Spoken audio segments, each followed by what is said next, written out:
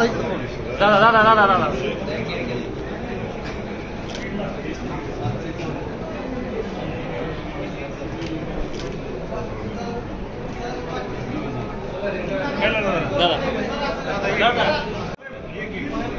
एकच मिनिट यार बाय कसं रे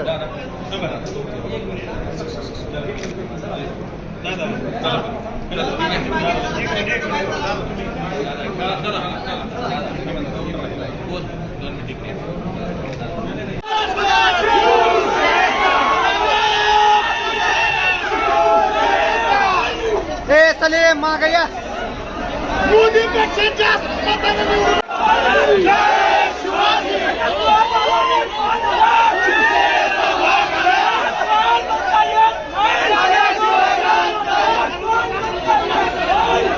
गजू हात खाली घे थांबा जरा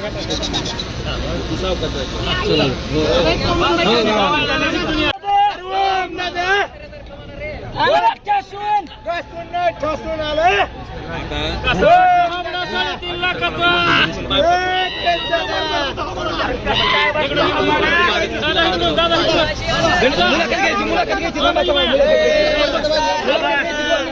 ए वळ दे ना हात खाली कर ना ए हात खाली कर भाया घ्या घ्या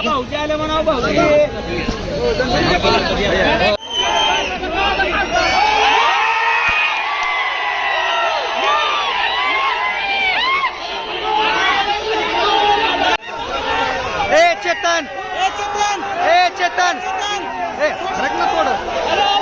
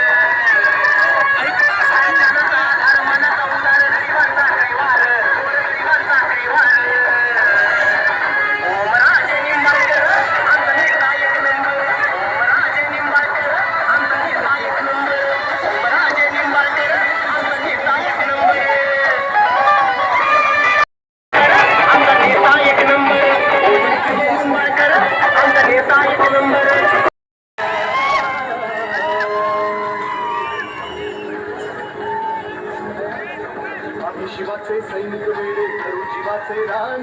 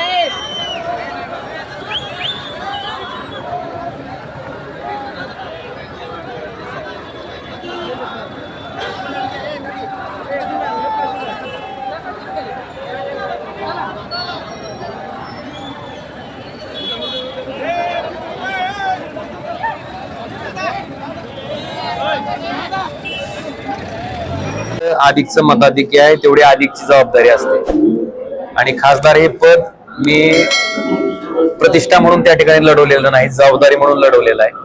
मागची 5 वर्ष सामान्य लोकांच्या जवळचा कुटुंबातला एक सदस्य एक खासदार असू शकतो ही भावना त्या सामान्य माणसाच्या मनामध्ये मी निर्माण करण्यात यशस्वी ठरलो. त्यांचे प्रश्न आहेत, त्यांच्या समस्या आहेत, त्या लोकसभेत मांडून त्या केंद्र सरकारच्या कानावर घालून त्या सोडवण्याचा प्रयत्न केला.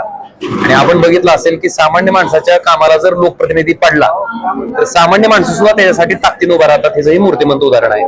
बंडानंतर ही पहिली मोठी निवडणूक आहे. निश्चित मला वाटतंय गद्दारी करणाऱ्या लोकांच्या मनात धडकी भरवणारा हा निकाल आहे की तुम्ही ज्या बाळासाहेबांनी, उद्धव साहेबांनी तुम्हाला आमदार केलं, खासदार केलं, मंत्री केलं, त्यांना स्वतःच्या काही पैशाच्या स्वार्थासाठी, पदाच्या स्वार्थासाठी किंवा ईडीच्या भीतीनं, इन्कम टॅक्सच्या भीतीनं तुम्ही जर सोडत असाल तर जनता त्याला कशा पद्धतीनं उत्तर देते त्याचं हे मूर्तिमंत उदाहरण आहे. आता लक्षात आलं असेल की त्यांच्याही की इथं बाळासाहेब ठाकरे यांना मांडणारा हाडाचा सैनिक आहे आणि जे काही राजकारण कपटीपणाचं तुम्ही मागच्या 2.5 वर्ष महाराष्ट्रात केलं त्याला दिलेलं हे उत्तर आहे.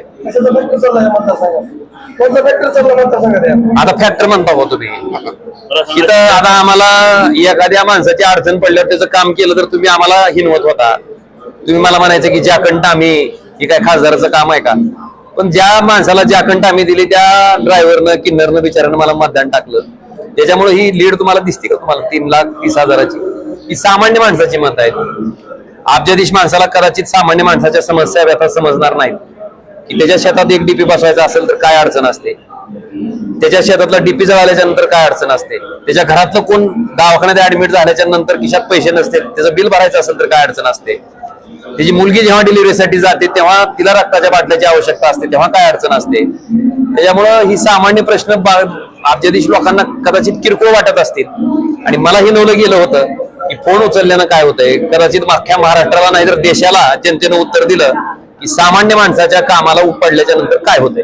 तर मला सांगा, जिल्ह्याच्या विकासासाठी काय विजन असणार आहे? निश्चितपणे धाराशिव जिल्हा हा देशात मागासलेल्या जिल्ह्याच्या यादीत क्रमांक 3चा आहे. हे काय आपल्या जिल्ह्यासाठी भूषण नाहीये, ही अतिशय शर्मेची बाब आहे. आणि मला वाटतं ह्या पद्धतीचं गुणांकन आपल्याला जे मिळालेलं आहे, ह्या पद्धतीचं डिग्रेडेशन, मागास जिल्ह्याच्या यादीत, दरिद्री जिल्ह्याच्या यादीत आपण क्रमांक 3ला देशात गेलो.